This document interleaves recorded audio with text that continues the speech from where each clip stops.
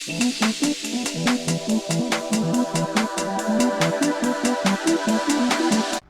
दोस्तों, स्वागत है आप सभी का crack UPSC CSE IAS channel पे। आज की डेट है 10 जून और ये आज के द हिंदू न्यूज़पेपर का एडिटोरियल है। Wrong priorities by opening up religious places for worship now India risks high community transmission. तो इसको टाइटल दिया गया है रॉन्ग प्रायोरिटीज।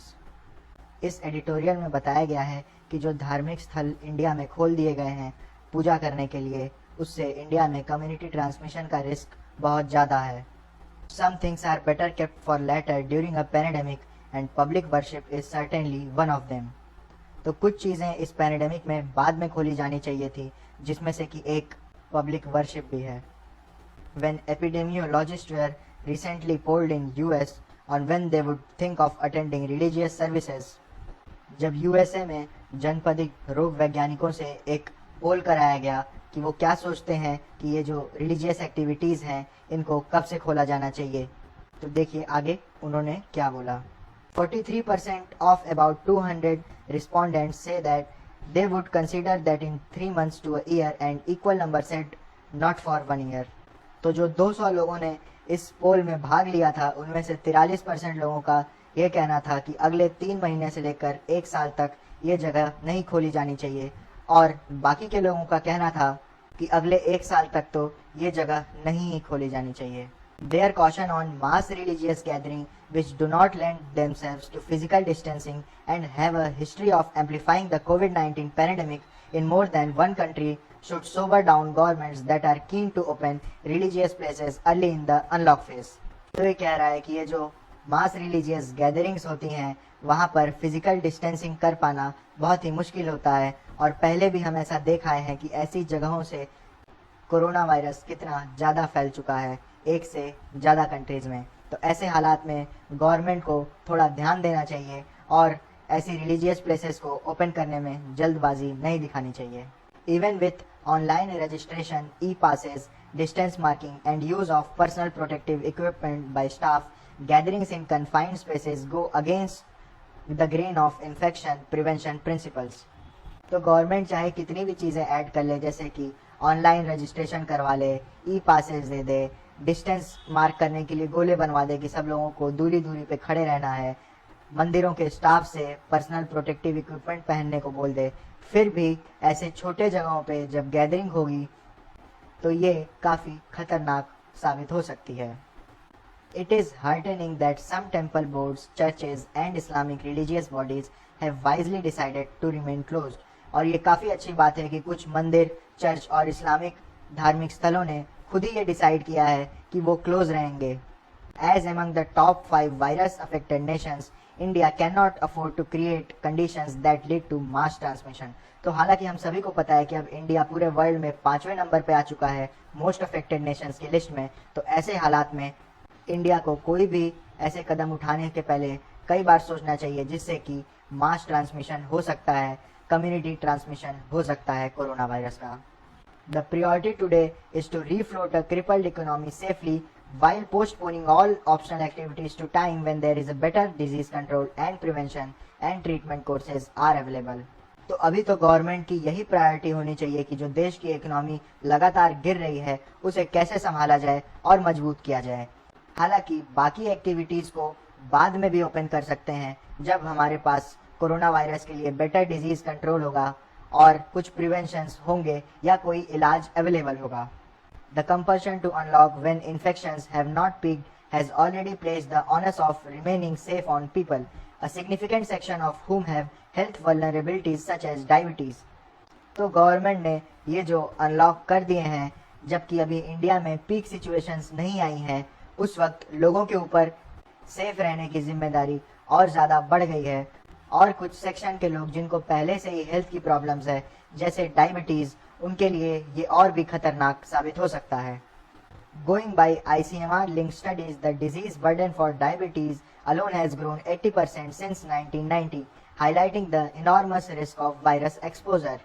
तो ICMR की अगर हम लोग एक स्टडी के हिसाब से देखें तो डायबिटीज़ का जो बर्डन है वो 1990 से अभी तक 80% तक बढ़ चुका है, जिससे कि वायरस के एक्सपोजर का रिस्क और ज़्यादा बढ़ जाता है। Millions of such citizens now face aggravated community transmission. ऐसे लाखों सिटीजन्स आज गंभीर रूप से कम्युनिटी ट्रांसमिशन का खतरा फेस कर रहे हैं. After pursuing a lockdown strategy that had low impact on infection curve but many negative outcomes, India needs to draw up its unlock priorities carefully. तो सरकार की जो लॉकडाउन की स्ट्रेटेजी थी और लॉकडाउन इतने चरणों में जिसका पालन किया गया, उससे इंडिया पे काफ़ी नेगेटिव इम्पैक्ट पड़ा है. हालांकि इन्फेक्शन उससे बहुत कम नहीं हुआ है, जिसे ध्यान में रखते हुए भारत को अपनी अनलॉक की प्राथमिकताओं को बहुत ही केयरफुली बनाना होगा. It must show the political will to enforce norms on public behavior such as mask wearing and physical distancing. और इसमें राजनीतिक इच्छा शक्ति की बहुत ज़रूरत है, जिससे कि पब्लिक बिहेवियर पे हम लोग मास्क पहनना और फिजिकल डिस्टेंसिंग करना लागू कर सकें.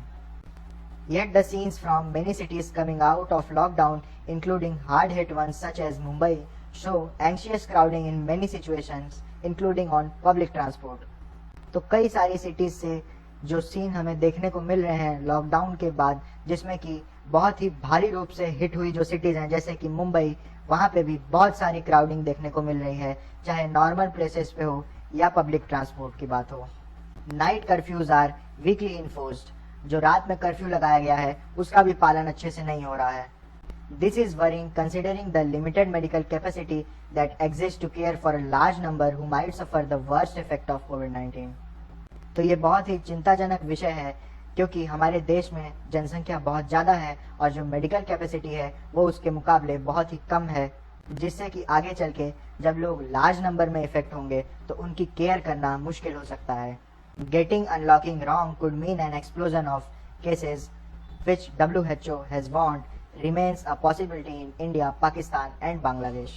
तो ये जो अनलॉक की प्रक्रिया है, इसे अगर लोग सही से नहीं समझेंगे और भारी मात्रा में बाहर निकलेंगे तो ऐसा हो सकता है कि आने वाले कुछ दिनों में कोरोना वायरस के केसेस में एक एक्सप्लोजन देखने को मिल जाए, यानी कि बहुत ज़्यादा मात्रा में केसेस आने लगें, जिसके बारे में WHO ने पहले ही हमें वार्न कर दिया है और इसकी पॉसिबिलिटी इंडिया, पाकिस्तान और बांग्लादेश में काफ़ी ज़्यादा है.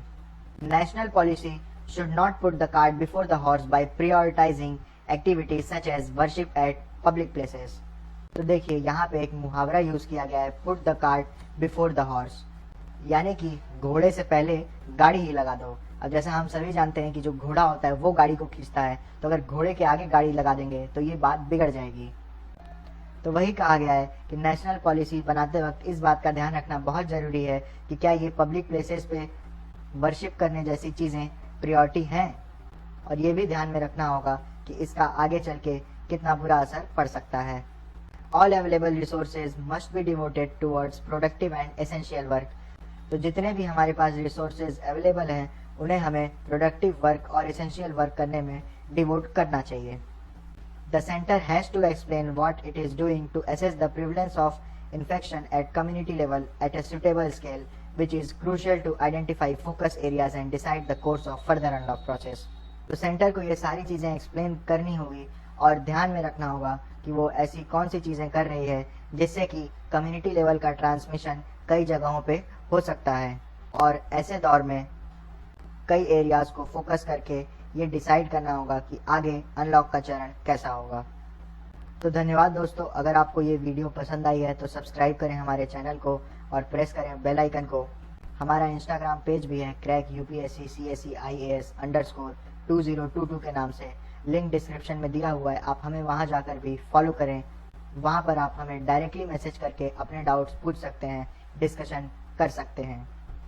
आप अपने सजेशंस हमें कमेंट सेक्शन में भी बता सकते हैं कि आपको आगे किस तरह की वीडियोस चाहिए, कौन से ऐसे टॉपिक्स हैं जो आपको नहीं समझ में आते हैं, उन पे आपको वीडियो चाहिए तो हम वो वीडियो बना के ज़रूर अपलोड करेंगे. तब तक के लिए बने रहें इस चैनल के साथ. बहुत बहुत धन्यवाद.